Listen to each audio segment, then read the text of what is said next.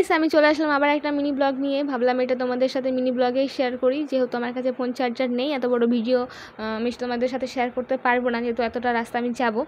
Charger সাথে থাকলে তাও একটা মানে চান্স নিতাম বড় ভিডিও করার। তাই ভাবলাম যে এটা ছোটো ভিডিওর মাধ্যমে তোমাদের সাথে শেয়ার করে দিই। দেখতে দেখতে ওর সাথে আমার 5টা দিন কেটে গেল। তো আজ হচ্ছে আমার বাড়ি যাওয়ার পালা। তো আমি পুরো রেডিও হয়ে গেছি, এখন আমরা বেরোবো।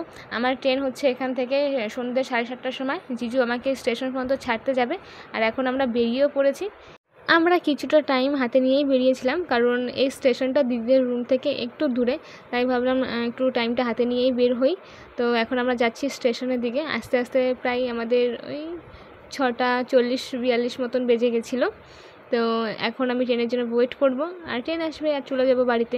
দিদিকে রেখে চলে আসলাম, ভীষণ খারাপ লাগছিল মনের মধ্যে। আবার আনন্দ হচ্ছিল যে 5 দিন পর বাড়ি যাচ্ছি, ওই 5 দিন পরে বাড়ি যাচ্ছি, এটা একটা আনন্দ। আবার দিদিকে রেখে আসলাম, এটা ভীষণ খারাপ লাগছিল।